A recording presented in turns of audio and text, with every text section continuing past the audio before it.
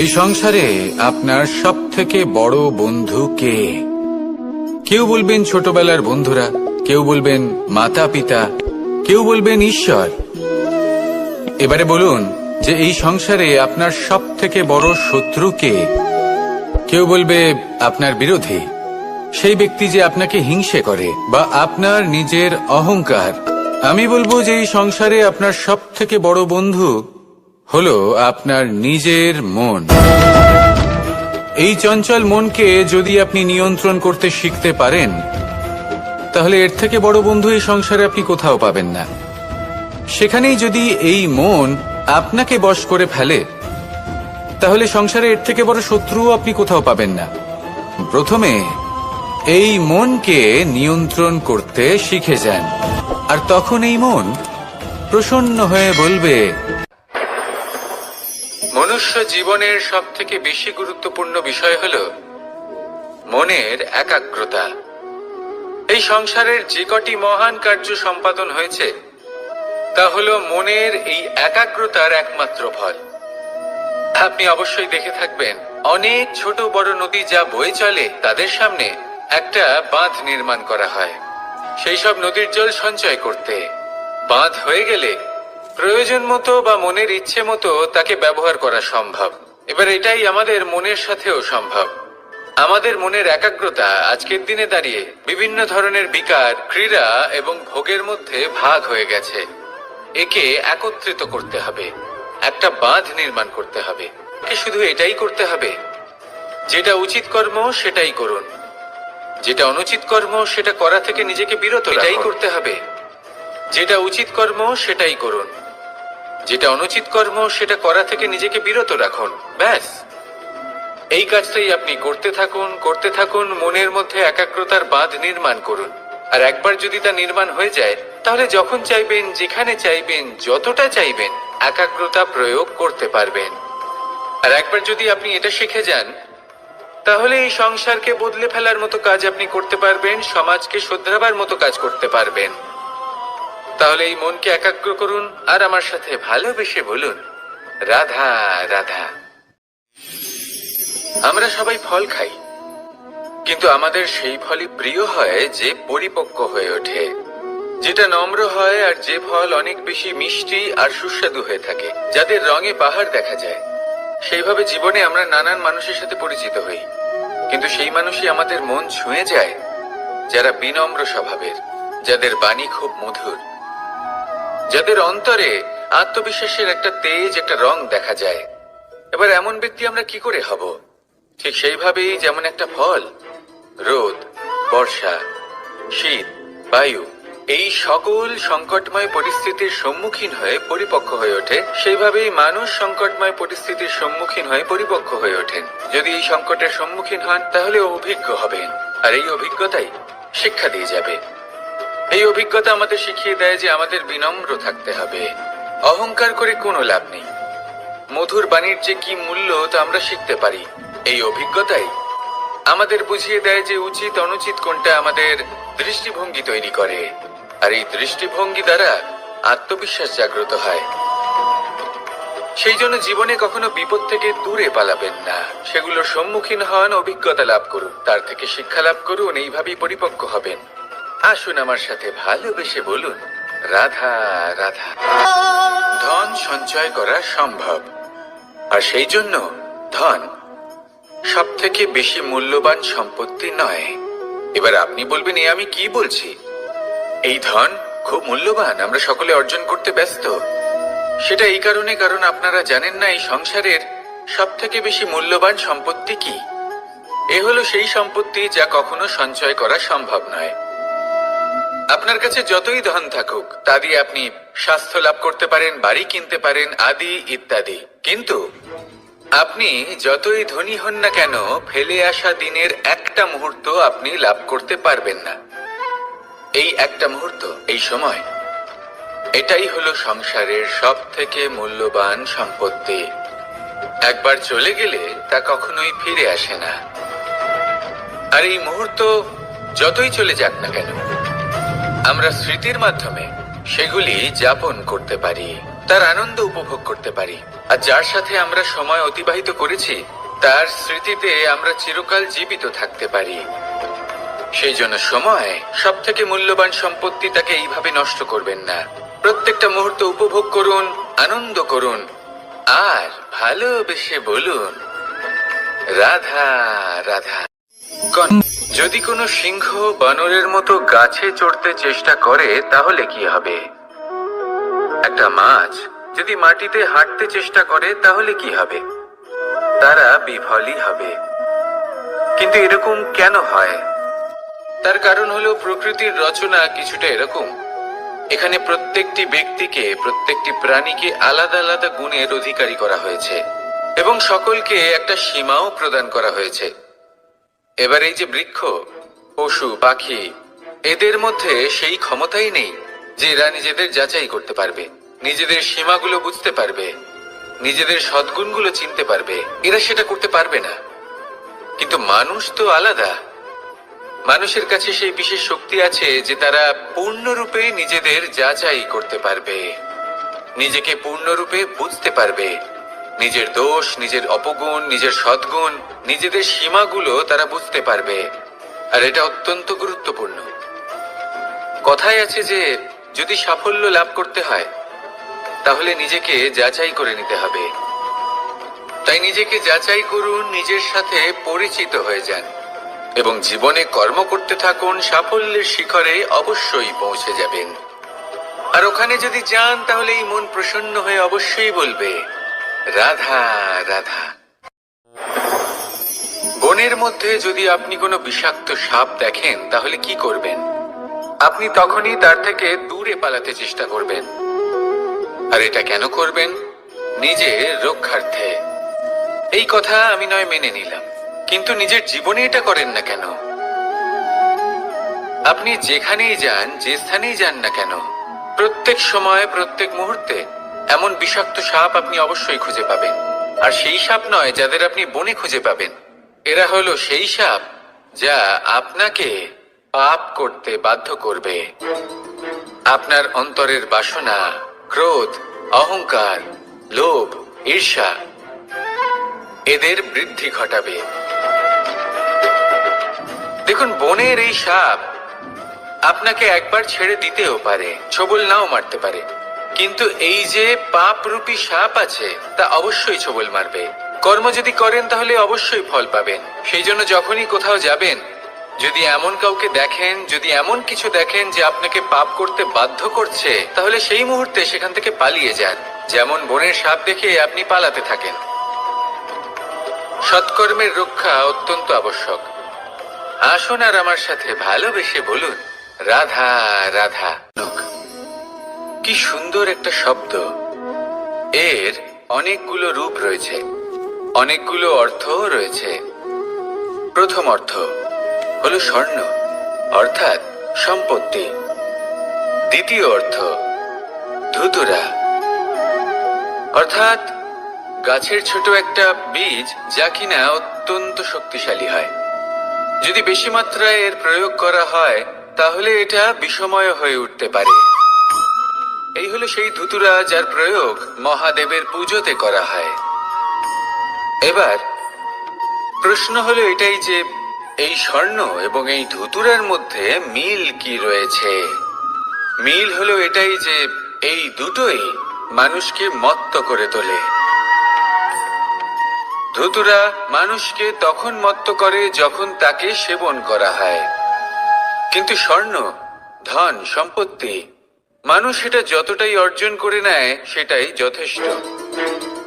এই স্বর্ণ মানুষের ভাবনা চিন্তা করার ক্ষমতাকে বশ করে ফেলে। মানুষ সম্পত্তির লোভে মত্ত হয়ে ওঠে, কারণ যে যত চমৎকারী, যতটা অমূল্য হয় তাকে সামলানো কিন্তু ততটাই কঠিন, তাই না? তাই মনে রাখবেন, ধন, স্বর্ণ, সম্পত্তি এগুলো ধুতুরার থেকেও অনেক বেশি বিষাক্ত হতে পারে। তাই এর ওপর আত্মসংযমের একটা কবচ পরিয়ে রাখবেন এবং বিবেকের শক্তির সাথে এগুলো প্রয়োগ করুন, তবেই কল্যাণ হবে। আসুন আমার সাথে ভালোবেসে বলুন, রাধা রাধা। রোগ যদি এসে থাকে তাহলে তার ওষুধও অবশ্যই আসে। সমস্যা যদি আসে তাহলে সেই সমস্যার সমাধানও নিজে থেকেই আমাদের কাছে চলেই আসে। এই সংসার, এই জীবনের শুধুমাত্র একটাই নিয়ম আছে, আর তা হলো এটাই, এই সংসার হলো একটা চক্রের মতো। এতে শাশ্বত বলে কিছু নেই, নিত্য বলে কিছু নেই, আর যা কিছুই রয়েছে সব বদলাতে চলেছে। যদি আপনার জীবনে দুঃখ থাকে, সমস্যা থাকে, যদি আপনি বিপদ দ্বারা আচ্ছন্ন, তাহলে মনে রাখবেন সবকিছু বদলে যেতে চলেছে। দুঃখের সময় কাঁদবেন না, মনকে আরো দুঃখী করে তুলবেন না, কারণ এখানে যা কিছুই এসেছে তা যাওয়ার জন্যই এসেছে। তাহলে এত চিন্তা কিসের? আনন্দ সহকারে জীবন যাপন করুন, আর আমার সাথে ভালোবেসে বলুন, রাধা রাধা। মানুষের জীবনে তিনটি গুণ অত্যন্ত প্রয়োজনীয়: শ্রদ্ধা, বিনম্রতা, যোগ্যতা। যদি জ্ঞান লাভ করতে চান তাহলে শ্রদ্ধার প্রয়োজন, যদি মান লাভ করতে চান তাহলে স্বভাবে বিনম্র হওয়া প্রয়োজন, আর যদি মনোবাঞ্ছিত স্থান লাভ করতে চান তাহলে যোগ্যতার প্রয়োজন। বিষয়টা সহজ। শ্রদ্ধা আপনাকে জ্ঞান দেবে, নম্রতা আপনাকে মান, আর যোগ্যতা উচিত স্থান দেবে। কিন্তু যদি আপনি এই তিনটি গুণ সম্মিলিত করেন তাহলে এমন কিছু লাভ করবেন যা এই সব কিছুর থেকে অনেক ঊর্ধ্বে। সম্মান। আর এ হলো সেই সম্মান যা প্রত্যেক মানুষের নিজের জীবনে লাভ করতে চেষ্টা করা উচিত, কারণ এই হলো সেই সম্মান যার কারণে আপনি চলে যাওয়ার পরেও এই সংসার আপনাকে ভালোবাসবে আর মনে রাখবে। আসুন আমার সাথে ভালোবেসে বলুন, রাধা রাধা। জীবনে গতি অত্যন্ত গুরুত্বপূর্ণ, মতিও হলো গুরুত্বপূর্ণ, এবং তার থেকেও বেশি গুরুত্বপূর্ণ হলো সঙ্গতি। একটা জলের ফোঁটা, তার মধ্যে গতি থাকে, প্রকৃতির মধ্যে তা লাভ করার ইচ্ছে নিহিত থাকে, কিন্তু এই যে সঙ্গতি তা নির্ধারিত করে যে এই জলের ফোঁটা ঝিনুকের মুখে পড়ে মুক্ততে পরিণত হবে নাকি বিষাক্ত সাপের মুখে পড়ে বিষে পরিণত হবে। এবার দেখুন, এই জঞ্জাল স্বর্ণকারের দোকানের সামনেও থাকে এবং জঞ্জাল একজন ব্যবসাদারের দোকানেও থাকে, কিন্তু জঞ্জাল যা স্বর্ণকারের দোকানে থাকে তা ব্যবসাদারের দোকানের জঞ্জালের থেকে অনেক বেশি মূল্যবান, কারণ তার মধ্যে সোনার কণার সঙ্গতি থাকে। সেই জন্য জীবনে সঙ্গতির উপর বিশেষ গুরুত্ব দেবেন। যেমন সঙ্গতি তেমনই আপনি হবেন। আসুন আমার সাথে ভালোবেসে বলুন, রাধা রাধা। প্রত্যেক প্রাণী ভালোভাবে জীবন যাপন করতে চান, এটা তাদের স্বভাবে আছে এবং ভাবাটা অনুচিত নয়। কিন্তু একটা ভালো জীবনের গুরুত্বপূর্ণ অংশ কোনটা? বসবাসের স্থান, সেই স্থান যেখানে আমরা জীবন অতিবাহিত করি। এবার মানুষ ভাবতে পারেন যে একটা ভালো বাসস্থানের অর্থ কি? সেই স্থান যেখানে সহজে জল পাওয়া যায়, যেখানে শুদ্ধ বায়ু পাওয়া যায়, যেখানে আনাজ উৎপন্ন হয়। এটা জীবনযাপনের জন্য পর্যাপ্ত বটে, কিন্তু ভালো জীবন যাপনের জন্য আরো একটা কথা আপনাকে বুঝতে হবে। সাধু, জ্ঞানী, পণ্ডিত ব্যক্তি, এই সকল মহাপুরুষ, এনাদের যে বাসস্থান তা অত্যন্ত বিশেষ হয়। এখানে এক ধরনের বিশেষ ইতিবাচক শক্তি থাকে, এমন একটা স্থান যেখানে দেবতারাও বিচরণ করেন। জীবন আমরা সবাই যাপন করি, কিন্তু জীবনের উদ্দেশ্য শুধুমাত্র জীবন যাপন করা নয়। জীবনের উদ্দেশ্য হলো মুক্তি লাভ করা। আর এই সকল সাধু, জ্ঞানী, পণ্ডিত ব্যক্তি, এই সকল মহাপুরুষ আপনাকে মুক্তির পথে নিয়ে যেতে পারেন, কারণ এরা হলেন সেই মহাপুরুষ যারা নিজেদের অন্তরের বিকার, অহংকার, ক্রোধ, বিদ্বেষ এই সকল দোষগুলিকে ত্যাগ করেছেন, এদের উপর বিজয় লাভ করেছেন। এমনই একজন ব্যক্তি আপনাকে মুক্তির পথে নিয়ে যেতে পারে। প্রয়োজন হলো শুধুই এনাদের চিনতে পারা, এদের কথা বুঝতে পারা এবং এদের দেখানো পথে চলা। যদি আপনি এটা করতে পারেন তাহলে এই মন, প্রফুল্ল হয়ে বলবে, রাধা রাধা।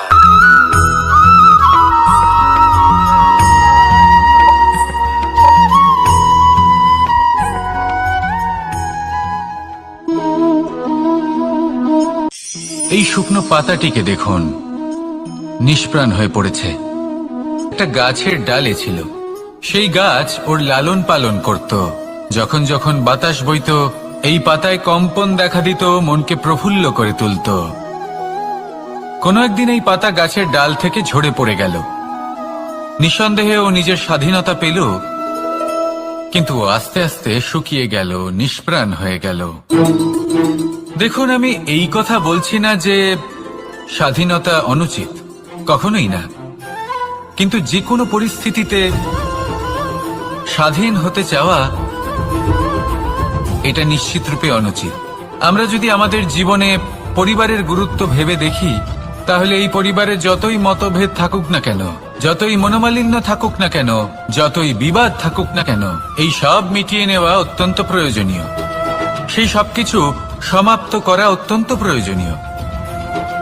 কখনো এই পরিবারকে ভাঙতে দেবেন না, কখনো এই পরিবার থেকে দূরে চলে যাবেন না। এই পরিবার হলো আমাদের জীবনের একটা অমূল্য সম্পদ, অমূল্য এক আশ্রয়, যা এই সংসারে হয়তো কোথাও আপনি পাবেন না। তাই একে আগলে রাখুন। পরিবার সেই গাছ। আসুন আমার সাথে ভালোবেসে বলুন, আর সেই গাছ। আসুন আমার সাথে ভালোবেসে বলুন, রাধা রাধা। অনেক সময় আমরা জীবনে অনেক মানুষকে এমন বলতে শুনে থাকি যে আমি অসফল হয়েছি কারণ আমার সময় ভালো যাচ্ছিল না। আমি এই জিনিসটা লাভ করতে চাইছিলাম কিন্তু করতে পারলাম না কারণ আমার সময়টা ভালো যাচ্ছিল না। আমি আমার জীবনে ওই মহান কাজটা করতে চাইছিলাম কিন্তু করতে পারলাম না। কেন? কারণ আমার সময়টা ভালো যাচ্ছিল না। কিন্তু যে মুহূর্তে ভালো সময় আমার জীবনে আসবে, আমি সব কিছু প্রাপ্ত করব। এমন প্রায় প্রত্যেকেই বলেন। আসুন একটা কথা বোঝা যাক। একজন মালিকে দেখুন, সে প্রত্যেক দিন গাছের সেবা করে, তাকে জল দেয়, তার যত্ন আত্তি করে। কেন? প্রত্যেক দিন সেই গাছ ফল দেয় না। সঠিক সময় এলে তবেই সেই গাছ ফল দেয়, কিন্তু প্রত্যেক দিন মালি তার সেবা করে, তাকে যত্ন করে। শুধুমাত্র তখন করে না যখন সেই গাছ ফল দিতে সক্ষম। আর যদি মালি গাছের যত্ন প্রতিদিন না করে, তাহলে হয়তো সেই গাছ ফল দিতেই পারবে না। এটাই হলো আমাদের জন্য একটা শিক্ষা। যখন সময় আমাদের জন্য অপেক্ষা করে না, তখন আপনি সময়ের জন্য কেন অপেক্ষা করছেন? ভালো সময়ের জন্য অপেক্ষা করবেন না। ভালো এবং শুভ কর্ম দ্বারা ভালো সময়কে নিজের কাছে টেনে আনুন। নিরন্তর কর্ম করুন, পরিশ্রম করতে থাকুন। শুভ সময় আপনা থেকেই আপনার কাছে আসবে। আসুন আমার সাথে ভালোবেসে বলুন, রাধা রাধা। একে বালি বলুন, মাটি বলুন বা ধুলো বলুন, এ দিয়ে কত কিছু করা সম্ভব। এ দিয়ে আপনি নিজের বাসস্থান নির্মাণ করতে পারেন, প্রাচীর গড়ে তুলতে পারেন, অট্টালিকা নির্মাণ করতে পারেন। কিন্তু যদি এই বালিকে আপনি মুষ্টিবদ্ধ করে রাখতে চান, তাহলে তা হাত থেকে ফসকে যাবে। আপনি কখনোই একে মুষ্টিবদ্ধ করতে পারবেন না। এরকমই হয় আমাদের জীবন, আর এরকমই হয় সময়। এই মুষ্টিবদ্ধ করা বালির মতো। সময়কে আমরা বাধা দিতে পারবো না, আটকেও রাখতে পারবো না। এ হলো প্রবাহমান। জন্ম থেকে মৃত্যু পর্যন্ত এই যে সময়, তা খুবই সীমিত। আর এই সময় আমরা যেটাই করি তার দ্বারাই আমাদের মূল্য নির্ধারিত হয়। আর এই সংসার থেকে চলে যাওয়ার পরেও এই সংসার এই সব কর্মের জন্যই আমাদের মনে রাখে। তাই যদি আপনি এটা ভাবেন যে আজ যে কর্ম করার ছিল আমি না হয় কাল করে নেব, কাল আমার লক্ষ্যে পৌঁছানোর কথা ছিল আমি পরশু পৌঁছবো, না, এই সময় খুব মূল্যবান, একে নষ্ট করবেন না। এই সময়কে সদ্ব্যবহার করুন, মহান হবার পথে অগ্রসর হন। একে যদি মুষ্টিবদ্ধ করে রাখার চেষ্টা করেন, এই সময় থেমে থাকবে না। আসুন আমার সাথে ভালোবেসে বলুন, রাধা রাধা। আমাদের জীবনে অনেক ধরনের ব্যক্তি এসে থাকেন। কেউ কেউ আমাদের সাথে থেকে যান, কেউ আমাদের থেকে দূরে চলে যান। কেউ ভালো মানুষ হন, কেউ খারাপ মানুষ। কিন্তু আমরা সবসময় সেই সময়টাকে নিয়ে দুঃখ প্রকাশ করি যখন আমাদের জীবনে কোনো খারাপ ব্যক্তি প্রবেশ করেন। তারা আমাদের খারাপ অনুভূতি দেন, দুঃখ দেন, কষ্ট দেন। আমরা সবাই তাকে ভালো মন্দ কথা বলি। কিন্তু কেন? এমন বিভিন্ন ধরনের মানুষ, খারাপ মানুষ, ভালো মানুষ সবার জীবনেই আসেন এবং সকলকেই একটা অমূল্য শিক্ষা দান করে যান। এবার আপনি নিজেই ভেবে দেখুন, জীবনে যখন প্রথমবার আপনি আগুন স্পর্শ করেছিলেন, তখন আপনি একটা শিক্ষা লাভ করেছিলেন যে আমাকে আগুনের থেকে একটু দূরে থাকতে হবে। তারপর আস্তে আস্তে আপনি শিখলেন যে কিভাবে এই আগুনকে নিয়ন্ত্রণে রাখতে হবে। তারপর আপনি শিখলেন যে কিভাবে নিজের জীবনে তাকে প্রয়োগ করতে হবে, তা সে অন্ধকারে প্রকাশ লাভ করার জন্য হোক বা খাবার বানানোর জন্য। সেইভাবেই কোনো খারাপ ব্যক্তি যখন আপনার জীবনে আসে, কোনো শিক্ষা দিয়ে যান, তার প্রতি কৃতজ্ঞ থাকুন। তার বিষয় খারাপ ভাবার বা খারাপ অনুভূতি নিয়ে থাকার কোনো প্রয়োজন নেই। সেই শিক্ষা লাভ করুন। সংসারে আমাদের জীবনে যখন কোনো সুখ বা দুঃখ আসে, তার জন্য আমরা কাউকে না কাউকে অবশ্যই দায়ী করে থাকি, তাই না? এই ব্যক্তি আমাদের সাথে এরকম কাজ করেছেন, তাই আমার সাথে এমন হলো। ওই ব্যক্তি যদি এমনটা না করতেন, তাহলে আজ আমি ওই স্থানে পৌঁছতে পারতাম। সবই আপনার দৃষ্টিভঙ্গির ওপর নির্ভরশীল। আর যদি আপনার দৃষ্টিভঙ্গি এমন হয়, তাহলে তা অনুচিত। সত্যি কথা বলতে, এই সংসারে ভিন্ন ভিন্ন ধরনের মানুষ আছে। এটা আপনার উপর নির্ভর করছে কিভাবে তাদের স্বাগত জানাবেন। একবার ভাবুন, আমি আমার দুটো হাত সামনে নিয়ে এলাম, দুটো মুঠো খুলে দিলাম। দুই প্রকারের মানুষ আসবেন, কিছু না কিছু দিয়ে যাবেন। এই মুঠো যদি আমি বন্ধ করে দিই, তাহলে না কেউ আমাকে কিছু দিতে পারবে, না আমার কিছু যাবে আসবে। নিশ্চয়ই বুঝতে পারছেন এই দুই ধরনের ব্যক্তি কারা এবং তারা কি দিয়ে যান। আমি যদি নিজের মুঠো খুলে দিই, তাহলে কিছু ভালো মানুষ আসবেন, আমাকে আনন্দ, সন্তুষ্টি, জ্ঞান প্রদান করে যাবেন, ভালো অভিজ্ঞতা দিয়ে যাবেন। কোনো খারাপ ব্যক্তি যদি আসেন, তাহলে তিনিও খারাপ অভিজ্ঞতা দেবেন, যার থেকে আমি শিক্ষা লাভ করব। এই সব কিছু আমি লাভ করতে পারি। মুঠো যদি বন্ধ করে রাখি, তাহলে আমি কিছুই পাবো না। দেখুন, এই সংসারে প্রত্যেকের জীবনে এইরকম। প্রত্যেকের জীবনে সবকিছুই আছে, ভালো খারাপ দুই মানুষই আছে। ভালো অভিজ্ঞতা আছে, খারাপ অভিজ্ঞতা আছে। নির্ভর করছে আপনার উপর যে আপনি কি করবেন, এনাদের স্বাগত কিভাবে জানাবেন, কার থেকে কি বুঝবেন, কি শিখতে পারবেন, আর কোন দৃষ্টিভঙ্গি নিয়ে অগ্রসর হবেন। এটাই নির্ধারণ করবে যে আপনার জীবন কেমন হবে। আসুন আমার সাথে ভালোবেসে বলুন, রাধা রাধা।